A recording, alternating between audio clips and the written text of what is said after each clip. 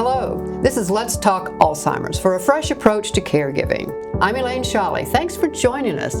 Today is special. We're going to be talking to Paul Markowitz of Senior Living Specialists. We're going to be talking about the transition from this normal living to a senior community living. Paul, I know you have a busy schedule, so I want to say thank you so much for taking time to be with us today. Let's start at the beginning. How did you get into this business? Sure. Well, first, thanks again for having me on today. I really appreciate it. I got into the industry as my 59-year-old mom, Betty, got diagnosed with early onset of dementia when she was 59 years old. Yeah. And so this was back in 2008 when I was 26 years old at the time. And when we got the diagnosis, it came 10 months after my mom's mom, my grandma, had passed away at the age of 93. Wow. So when my mom started displaying some signs of cognitive impairment, of course we were all surprised, we were shocked, we were devastated with the diagnosis. And what we found is we were in a stressful situation and more of, not a crisis, but we knew that something needed to be done quickly. Because I had a job where I was on the road at that time every week. My younger brother was in college, away, and we wanted to ensure that my mom was safe. And so what we had to do is we had to find a senior living community for my mom, even though she was going to be 25 years younger than the average resident. And what I learned by going through this is the average person doesn't know what to do, where to go, and who to trust in the process. And so as we kind of navigated the maze of trying to find the right solution for her, subsequently I learned a lot. I learned what time you should try to tour. I had no idea that the rates can sometimes be negotiable. I had no idea that you should meet the management team.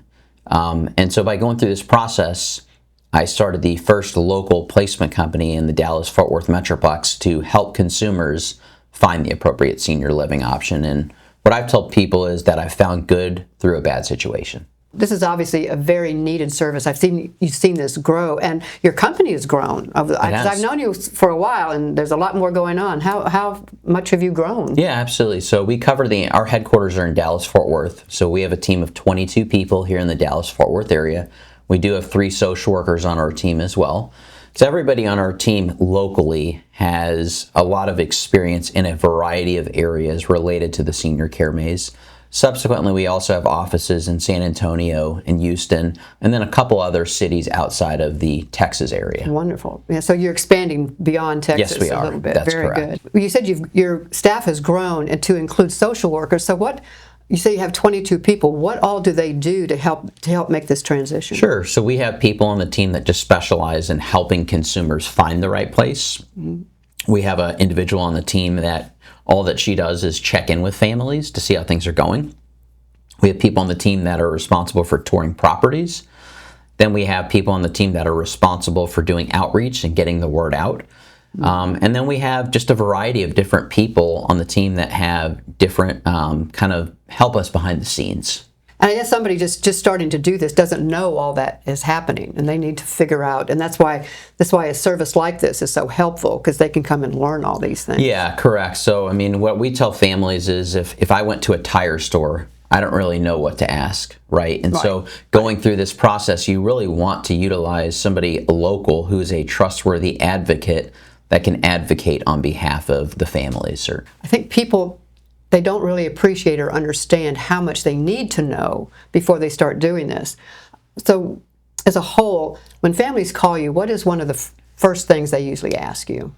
Well, number one of the most important things is financials. So the financial situation certainly plays a role in anybody's search. So a lot of people ask, well, does Medicare cover the cost of senior living? And unfortunately, a lot of people are surprised to hear that Medicare does not cover the cost. So typically any kind of living situation is going to be out of pocket.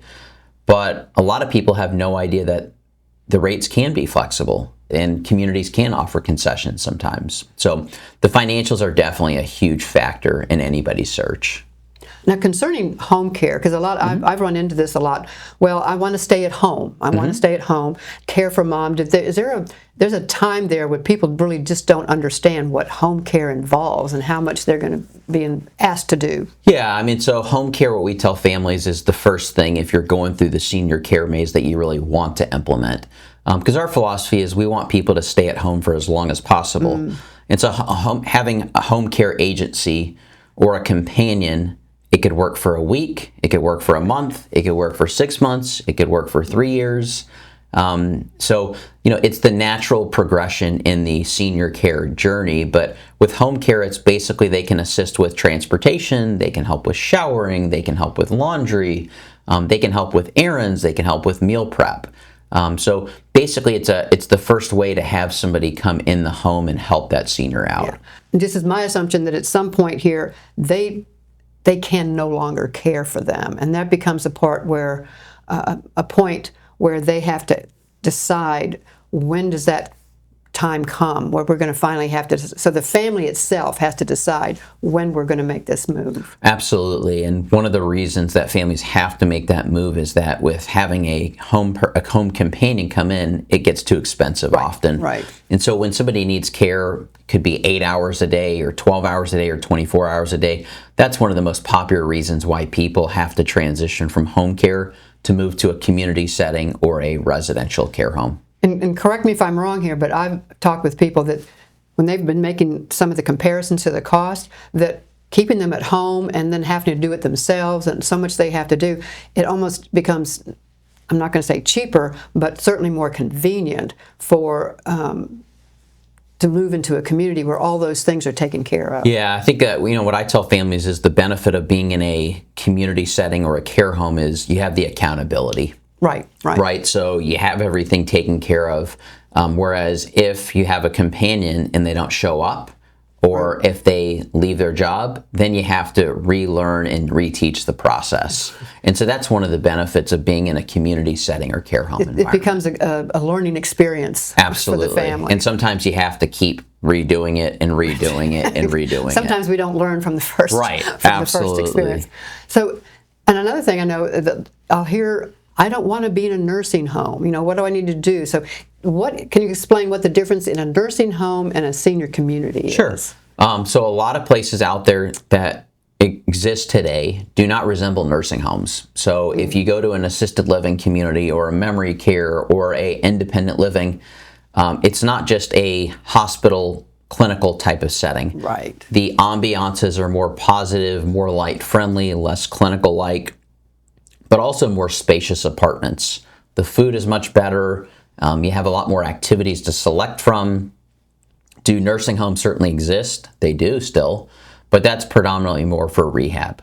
Okay, so that's another whole thing. Absolutely. So when somebody comes here and you're going to start talking to them, says, "Yes, come on in, we're going to talk." Do they talk to you, or do you have a staff? What is the process, and what do they go through? So when somebody utilizes a placement company, typically what will happen is a person from my team, it could be myself or one of my teammates, and usually the discussion occurs on the phone because most people unfortunately call us in crisis. Sometimes there are people that can come into our office or talk on Zoom, but most people want to talk now, and most people hear about us through a referral. So it's a trustworthy referral. And so essentially the process is going through a questionnaire so that we can understand the family situation. Now we're typically, typically we're not usually meeting with the senior themselves. We're typically meeting with the daughter, daughter-in-law, son, son-in-law, to understand kind of what the situation is. So it's kind of like you see them coming in and they're just kind of like glary-eyed, just kind of figure, what do I need to do? Help me, put me in this place. Exactly, and most families are at their wits' end and they're in a crisis where they really need to make a decision within the next 30 days. And that's probably what we don't want to do, is have to be making these decisions emotionally. So when should they start thinking about doing this? This should be well before they need it. Yeah, I mean, like we tell families you want to get a plan in place. So it's best to plan in advance. But if we do decide on a property, we're going to want to revisit it when somebody actually needs to make that decision, because the care needs might have changed, the community might have changed. And so the answer is we recommend that families reach out to us 3 to 6 months before, wanting to try to find a solution. Okay. I remember you telling me that they actually try to fit the personality of the patient with where you're going to send them. And why is that important? Yeah, so what we try to do is we try to find out who the senior is as a person. Tell us about their life. Tell us about their personality. What do they do for a career? What are their current likes, interests, hobbies? Yeah. Exactly. Where did they come from? Because truly each community and property has its own feel and personality. If somebody is relocating from a rural area versus a urban area, the properties are going to be different and the clientele that are going to be there. And so that's why we really try to get to understand each person's exact situation to match the family to the appropriate fit. So I guess the flip side of that is you also have to know the I don't want to say facility, but the community that they're going to. So you have to know what you have the knowledge. Your company has the knowledge of what all these communities are like and what they offer and what they have for them. That's correct. So that's why people utilize us, and a lot of physicians refer to us as between myself and my 22 teammates is that we know what's going on in the properties. And so we know what the management team is like. We know who currently owns and operates the properties. Again, we have a teammate of ours who checks in with families that we assist. She checks in 30 days after they do a move and then checks in 6 months after they do a move. But we stay in touch with families because it gives us the insight. Because if we go into a property, those properties are going to put on a show for us, just like any consumer. Well, how do I know what I'm getting? Right, yeah. Exactly. And so that's how we judge a property. Okay. So then also So I'm sure a lot of people start doing this and they go on the internet and they're finding these little things and then they start getting all this information about it. But some of the questions I would think, who are these communities? Do you do all the vetting and figuring out who they are, and are the staffs qualified, and what is the ratio? What else kind of have to think about? Absolutely. So like what we do is we understand who owns the property, who manages the property. What's the executive director's experience? What do they offer? What are the amenities? So yes, that's certainly part of our services, and that's again why people utilize a company like ourselves. Just to do that. So then now you're sending them out for an interview. Do they pick who they're going to go see, or you tell them where they need to go? Sure. So the whole point of a placement company is that a family does not have to go on a wild goose chase, essentially, so that they don't have to scour the internet. Right. So what our philosophy is we ultimately try to provide 2 to 3 options to the families. It's the family's choice on who they want to decide, but we really try to narrow the search down for families. So because that can be overwhelming. It can be extremely if you're doing overwhelming. all this stuff and everything, and then also. So do you really tell them you don't need to talk to the marketing guy? Go ahead and go in and go for lunch and talk to different people. So when they get there, what do they do? Part of our services is we develop a strategy for the family. So we do tell the family that they should meet the marketing team, and that they should try to go and tour multiple times before making a decision. Oh, more than once. Yeah. So it's best for the family certainly to try to meet with the marketer on the first tour, and then meet with the management team on the second tour. You can certainly go unannounced on your second tour or announced. Okay. Yeah. So what we tell families is that you ultimately don't want to reach out to us in a crisis, but if you can do this proactively by scheduling an appointment the first time, people say, I'd like to go unannounced the first time. And I've had families do that, but the problem is you might have the receptionist giving you the tour, and the receptionist is not going to know all the answers to your questions. Right. Well, this is amazing. So let's see. I'm going to go down my little list. And so, do they have a ratio of nurses to residents, or do they have RNs always there? Sure, good do you go question. through all those kind of rules? Yeah, good question. So the answer is every property is going to be different in what they provide from a nurse's perspective, type of nurses, type of CNAs, CMAs. Is what I would tell you. But also just the staffing is going to be different from 6 a.m. to 2 p.m. Oh. 2 p.m. to 10 p.m. 10 p.m. to 6 a.m. Those are the shifts. You have different people that's exactly in. correct. Okay. So, we try to gauge, what are the staffing ratios, but we also try to inform the families on what they can realistically expect. So if we've got all this done and they like where they're going to be going, then it's the actual move. So getting mom to decide all this, because you said sometimes mom isn't part of this. So to get her oriented that mom, we're going to be moving. What is that? Do you know too much about that process? Yeah, I mean, it really comes down again to the situation, right? What is the loved one going through, right? Are they coming from a hospital? Are they coming from a rehab? Are they in their own home? So we really kind of customize that and kind of strategize that to the exact situation on the best way for the family to do the right move and to do it the right way. But what we tell families is the best day of the week to actually do a move is on a Monday. Oh. And the reason why is because that's the start of the week. So you're going to find that the management team will be in the property consistently for 5 straight days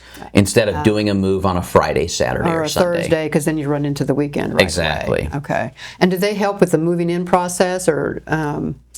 Absolutely. Most properties typically will provide resources on movers and packers and estate sales, but we have all those resources as well. Right. And then I guess some of the fun things is just picking out the room and how big it is and what are the amenities and all those kinds of things. And also decorating the apartment. What we tell families is you want to decorate the apartment. You want to make it homey. You want to hang pictures on the wall. And so it is ideal to furnish and decorate the apartment before your loved one does move into the property. So it's already there when they show up. Exactly. Okay.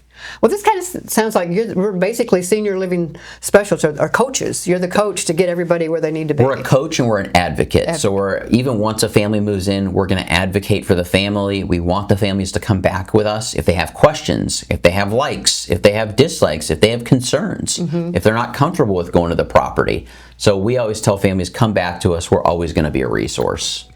Paul, I want to thank you so much. This has been so beneficial and for a lot of people, because I'm really looking to cross a large age bracket with this, because everybody, whether you're 40, 50, or 60, are going to need to know all this information at some point in time. So I really appreciate your time coming in and talking with us. Absolutely. Thank you again for having me. So thank you for joining us. And this was really a special occasion for us to have Paul. We're going to thank him for being here with us and taking the time to tell us what we really need to know so that we are aware and prepared for this transition time. It really is important, and it is going to be a very important part of, guess what, the most important stage.